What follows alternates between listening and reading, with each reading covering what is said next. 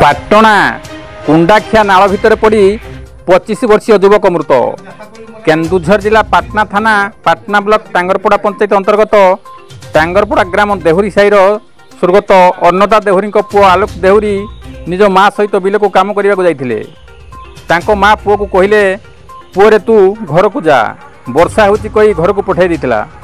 ମା କଥା ଶୁଣି ପୁଅ ଆଲୋକ ଘରକୁ ଆସୁଥିବା ବେଳେ କୁଣ୍ଡାଖିଆ ନାଳ ପାର ହୋଇ ଆସୁଥିବା ସମୟରେ ନାଳ ଭିତରେ ପଡ଼ି ରହିଥିବା ବେଳେ ସେହି ନାଳ ଦେଇ ଯାଉଥିବା କିଛି ଯୁବକମାନେ ତାକୁ ଉଦ୍ଧାର କରି ପାଟଣା ଗୋଷ୍ଠୀ ସ୍ୱାସ୍ଥ୍ୟକୁ ଆଣିଥିଲେ। ସେଠାରେ ଡାକ୍ତର ଆଲୋକ ଦେହୁରୀଙ୍କୁ ମୃତ୍ୟୁ ଘୋଷଣା କରିଥିଲେ।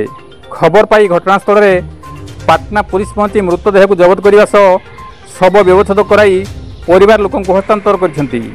ଆଲୋକ ଦେହୁରୀଙ୍କ ମୃତ୍ୟୁ ଖବର ପାଇ ଟାଙ୍ଗରପଡ଼ା ଦେହୁରୀ ସାହିରେ ଶୋକର ଛାୟା ଖେଳିଯାଇଛି। କବିନ୍ଦ୍ର ରାଉତଙ୍କ ରିପୋର୍ଟ, କେଡି ନ୍ୟୁଜ୍ ଓଡ଼ିଆ।